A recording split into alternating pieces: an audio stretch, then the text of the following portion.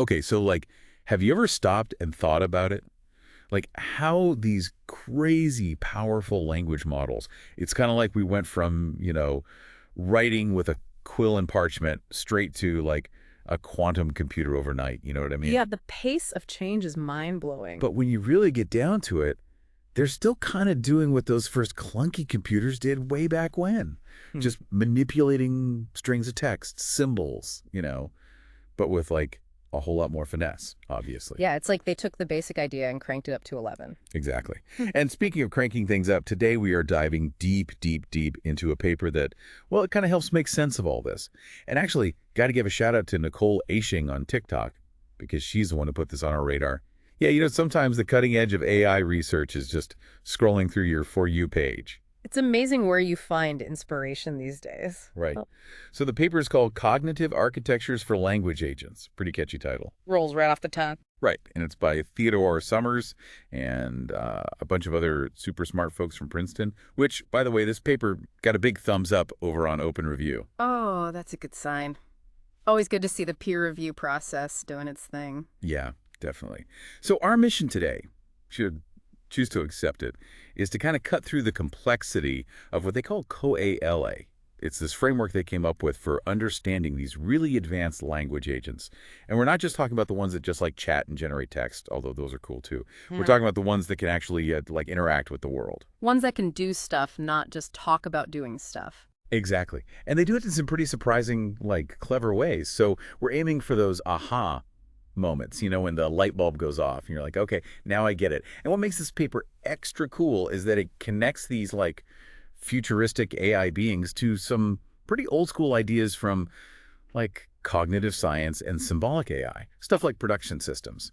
It's kind of like finding out that your self-driving car is distantly related to, I don't know, a horse-drawn carriage. I love that analogy. It really highlights this unexpected link between the past and the future of AI. Totally. So you ready to jump into this? Absolutely. Let's unravel this historical connection. Okay, great. So let's start with the basics. What exactly are these production systems they keep talking about? So at their core, production systems are all about manipulating strings of symbols based on a set of predefined rules. They're like, imagine a simple instruction.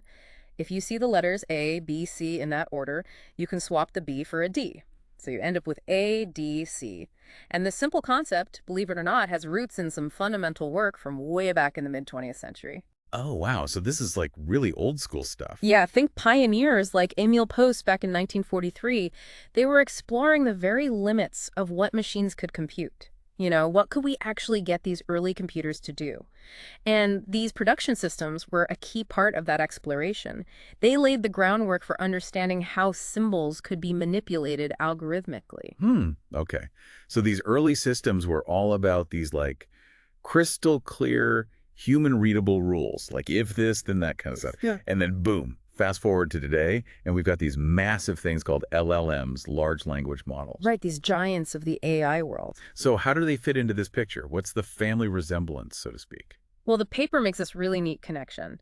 It suggests that we can think of LLMs as a kind of probabilistic production system. Probabilistic. Okay, what does that mean? It means that instead of just having one fixed outcome when you apply a rule, you get a whole range of possibilities, each with its own probability. It's like asking a master chef what they could make with certain ingredients. You give them flour, eggs, sugar, and they tell you, well, I could make a cake or cookies or a pie, or you get the idea. LLMs are like that, but with language. Huh. I never thought of it that way. That actually makes a lot of sense. So it's not just a simple, if you see this, then do that. It's more like, if you see this, then here's a bunch of options, with some being more likely than others. Exactly. And this shift to probabilistic outputs is a big part of what makes LLMs so powerful and flexible. They can handle a much wider range of tasks and generate much more nuanced and creative output. But they're still based on this idea of manipulating symbols, right? Just on a much, much larger scale. Precisely. And the paper cites some work by Dohan and others from a couple of years back that really highlights this connection. LLMs are trained on these massive data sets, and through that training, they develop these incredibly complex internal representations of language. It's like they've absorbed all the rules of grammar, style, and meaning, but in a way that we can't just directly read or understand. Yeah, it's kind of mind-boggling how much information they're able to process and use. It really is. And that brings us to the other key difference between these modern LLMs and those early production systems. the sheer scale of their rule book, so to speak. We're talking billions of parameters, these intricate connections that have been tuned through training. You can't just open up an LLM and see a neat list of if-then statements like you could with those early systems. Right, it's all kind of hidden away inside this like black box. But that massive scale, that's what gives them their power, right? That ability to handle all these different tasks and generate such complex output. Absolutely. And it's not just the scale of the data, it's also the way that data is processed and the algorithms that are used to train these models. It's a whole combination of factors that's led to this incredible leap in capabilities. Okay, so we've got these production systems, which are basically about manipulating symbols based on rules. And then LLMs come along and kind of supercharge that concept using massive amounts of data and probabilistic processing to create these incredibly powerful language engines. But the story doesn't stop there, does it? Nope, not by a long shot. The paper then takes us on a journey through the evolution of these ideas, showing how they eventually led to the development of what are called cognitive architecture. Cognitive architecture. So are we talking about like AI brains now? That's a great way to put it. These cognitive architectures were attempts to build systems that could mimic the core processes of human cognition. Not just manipulating symbols, but actually doing things like taking in information from the environment, storing it in memory, making decisions, and even learning from experience. They were trying to create a more complete picture of intelligence, one that went beyond just the manipulation of language. Oh, wow. So they were really aiming high. And who are the big players in this field? Who are the pioneers of cognitive architectures? Well, the paper mentions several key figures like Newell and Simon, who are considered some of the founding fathers of artificial intelligence. They did a lot of groundbreaking work on problem solving and decision making in AI systems. Then there was John Anderson, who developed the ACTR cognitive architecture, which is still widely used today. And more recently, there are researchers like Richard Sun, who's been working on developing cognitive architectures that can learn and adapt more flexibly. Okay, so a lot of smart people working on this for a long time. Can you give me like a concrete example of what one of these cognitive architectures might look like in action, just to make it more like real? Sure. The paper actually uses a simple example. A thermostat. You can think of a basic thermostat as a production system, right? It has a very simple set of rules. If the temperature is below the set point, turn on the heat. If it's above the set point, turn on the AC. Yeah, that makes sense. Pretty straightforward. But then they contrast that with a more sophisticated cognitive architecture called SOAR, which stands for State, Operator, and Result. SOAR was developed with the goal of creating a general-purpose architecture that could handle a wide range of tasks, not just simple things like controlling a thermostat. So SOAR is like the next level up, more complex. Definitely. SOAR has this concept of working memory, which is like the agent's immediate mental workspace. It's where it holds the information that it's actively processing. So like the stuff on your desk right now, the things you're actively working on. Exactly. And then it also has different kinds of long-term memory. There's procedural memory, which holds the rules and procedures for how to do things. Then there's semantic memory, which stores general knowledge about the world. And finally, there's episodic memory, which stores specific memories of past events. So it's got this whole structured memory system, kind of like different filing cabinets in a very organized mind. Wow, that's pretty impressive. So it's like taking in information, processing it, storing it, and then using all that to make decisions, like a mini brain. That's the idea. And at the heart of SOAR is this decision loop that constantly checks the rules against what's in working memory and then chooses the best action to take. It's like a very diligent, if somewhat rigid, internal manager. Okay, I think I'm starting to see the bigger picture here. We've got these production systems, which are the foundation for manipulating symbols. Then LLMs come along and add this probabilistic layer and massive scale. And then cognitive architectures take it even further by trying to model the whole process of human-like thinking. You've got it. And that brings us to the main focus of the paper, the rise of language agents. The rise of language agents. So are we talking about like chatbots on steroids? Well, it's more nuanced than that. The earliest language agents were pretty simple. They basically just used LLMs to directly choose or generate actions based on some input.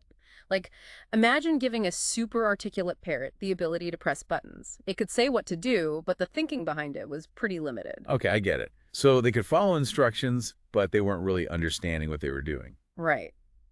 But things quickly evolved from there. We started to see what the paper calls cognitive language agents. These weren't just mindlessly executing commands, they were using the power of LLMs to reason about situations, plan out sequences of steps, and even manage some form of internal memory to guide their decisions. Figure 1 in the paper gives a great visual of this progression. Starting with just a basic LLM and then moving to these more sophisticated agents with all these internal processes like learning and reasoning. That's cool. I'll have to check out that figure. It sounds helpful. But this whole idea of language agents is still pretty new, right? Like, is there even a clear consensus on what they are and how they work? That's a great point, and the paper actually acknowledges that. The authors point out that things got a bit like the Wild West in terms of terminology, with everyone coming up with their own jargon to describe these internal workings. It made it really hard to compare different approaches or even just get a clear understanding of the field's overall progress. Yeah, that makes sense. It's like everyone's building their own version of a spaceship, but they're all calling the same parts by different names. Exactly, and that's where CoALA comes in. It's like the superhero swooping in to bring some order to this chaotic AI landscape. Okay, CoALA to the rescue. So remind me again, what does CoALA stand for? It stands for Cognitive Architectures for Language Agents. And what it does is provide this much needed framework for understanding and comparing different language agents. Instead of everyone speaking their own AI dialect, CoALA gives us a common language to talk about what these agents are actually doing inside their digital minds. So like a universal translator for the world of language agents. I like it. That's a great way to put it. And the paper breaks down CoALA into three key dimensions, three fundamental ways of looking at these agents: memory, action space, and decision making. Okay, let's unpack those, starting with memory. What are the different types of memory that a language agent might have? So first, there's working memory, which, as we talked about earlier with SOAR, is the agent's immediate mental workspace. It's the information that's readily accessible and being actively used for whatever task the agent is currently focused on. So like the stuff on your desk, the things you're juggling right now. Got it. Exactly. And the paper emphasizes that this working memory is more than just the LLM's context window, that limited space where you feed in text for it to process. It's a more persistent and structured data store that can connect information from different parts of the agent's cognitive system. So it's like the central whiteboard where the agent can jot down notes, connect ideas, and keep track of its goals. Perfect analogy. And then we have long-term memory, which, as you might guess, is for storing information over longer periods of time. The filing cabinets, the archives. Right. And CoALA breaks down long-term memory into three main types: episodic memory, semantic memory, and procedural memory. Okay, those sound familiar from our discussion of SOAR. So episodic memory is like memories of specific events, right? Yes, it's like the agent keeping a detailed diary of its experiences. Things like, I did this, then this happened, and then I learned this. That kind of sequential record of its interactions with the world. Interesting. And what about semantic memory? Semantic memory is all about general knowledge about the world. Things like facts, concepts, relationships between things. Traditionally, you might initialize an agent's semantic memory by feeding it information from a knowledge base like Wikipedia. Right, so it's like giving it a textbook to study. Exactly. But what's really cool with language agents is that they can also write to their semantic memory. They can actually learn and expand their knowledge based on their own experiences. So it's like the agent is constantly updating its internal encyclopedia. That's amazing. It is. And finally, there's procedural memory, which is all about know-how. It's the information about how to do things, the skills and procedures that the agent has learned. This includes both the implicit knowledge that's embedded within the LLM itself, all the patterns and relationships it's picked up during training, as well as the explicit instructions and procedures that are coded into the agent by the developers. Okay, so implicit knowledge is like the stuff the LLM just knows how to do without being explicitly told, and explicit knowledge is the stuff that's been programmed in, like step-by-step instructions. Exactly. And the paper points out that modifying procedural memory, especially the explicitly coded part, can be pretty risky. You don't want to accidentally introduce bug or create unintended consequences. It's like performing surgery on the agent's core programming. Yeah, I could see how that could be tricky. Okay, so we've covered memory. What's the next dimension of CoALA? The next one is action space. This is all about what the agent is actually capable of doing. What actions can it take? Makes sense. So what kinds of actions are we talking about? Well, CoALA neatly divides them into two main categories: internal actions and external actions. Internal actions are all about the agent manipulating its own internal state. Things like retrieving information from memory, engaging in reasoning, or learning new things. Okay, so those are all happening inside the agent's head, so to speak. Right. And then there are external actions, which the paper refers to as grounding. This is how the agent actually interacts with the outside world, whether it's a physical environment, a digital environment, or even just communicating with other agents or humans. Figure 5 in the paper gives a good overview of this. I'll check out that figure. But can you give me some examples of these grounding actions? Like, what kinds of things can a language agent actually do in the real world? Sure, in a physical environment, imagine a robot that's been trained using a vision language model. It can understand what it sees through its cameras, and it can use language to control its movements. So it could be something like a robot chef that can follow a recipe, or a robot assistant that can help you with household chores. Oh, that's cool. Like a real-life Rosie the Robot. Exactly. And then in a digital environment, the possibilities are almost endless. The agent could be playing video games, interacting with APIs to get information or control other software, browsing the web, even writing and executing code. These digital tools can be incredibly powerful extensions of the agent's capabilities. Wow, so they can really do a lot. And what about interacting with humans? How does that work? Well, that's where dialogue comes in. Language agents can communicate with humans through natural language, whether it's spoken or written. They can take instructions, ask for clarification, even engage in complex conversations. And this ability to communicate effectively with humans is a crucial part of what makes language agents so potentially useful. Yeah, I can see how that would be really important. So we've got internal actions, which are all the thinking and processing that happens inside the agent's head, and then external actions, which are the ways it interacts with the world. It's grounding. That makes sense. What's the third dimension of CoALA? The third dimension is decision making. This is all about how the agent actually chooses what to do at any given moment. How does it decide which action to take? That's a big one, right? It's like the core of intelligence, being able to make decisions. Exactly. And CoALA describes this decision-making process as a repeated cycle that involves two main stages, planning and execution. Figure 4 in the paper lays this out really clearly. Okay, so planning is like figuring out what to do, and execution is actually doing it. Pretty straightforward. Right. But the details of how those stages work can get pretty complex. During the planning stage, the agent uses its reasoning and retrieval abilities to come up with a plan of action. It might generate several possible options, evaluate their potential outcomes, and then choose the one that seems most likely to achieve its goals. And the paper points out that this planning process can be quite sophisticated, drawing inspiration from classical planning algorithms that have been used in AI for decades. So it's not just random guessing. It's actually thinking through the options and trying to make a strategic decision. Precisely. And then, once an action has been selected, the execution stage is where it's actually carried out.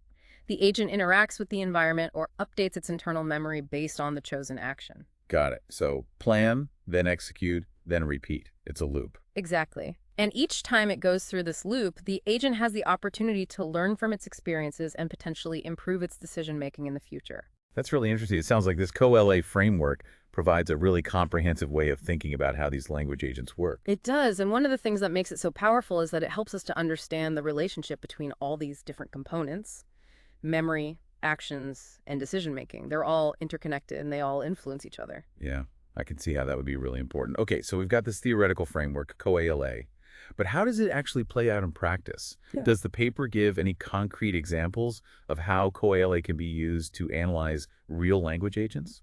It does. They have a whole section on case studies where they look at several different language agents through the lens of CoALA, and it's really fascinating to see how this framework can be applied to such a diverse range of agents. Cool. Can we go through a few of those case studies? I'm Oh. curious to see CoALA in action. Absolutely. Let's start with SayCan. This agent is specifically designed for robotic tasks, like imagine you have a robot helper in your kitchen. SayCan uses the LLM to understand your instructions, like, can you make me a coffee? And then it has this library of pre-programmed skills, like grasp a cup or pour water, so it can plan out a sequence of actions to carry out your request. Oh, that's neat. So it's combining language understanding with actual physical actions. Exactly. And if you look at SayCan through the CoALA lens, you see that its memory is primarily procedural. It has this library of skills, and its action space is limited to external grounding actions. Its decision-making is pretty straightforward. It evaluates whether it has the skills to do what you asked, and if so, it executes those skills. Okay, so it's a relatively simple agent, but it can still accomplish some pretty cool tasks. What's another example? Another one they discuss is React, which is often used in digital environments. React doesn't really have any explicit episodic or semantic memory, no separate storage for past experiences or general knowledge. It relies mainly on the LM's internal knowledge and its ability to reason.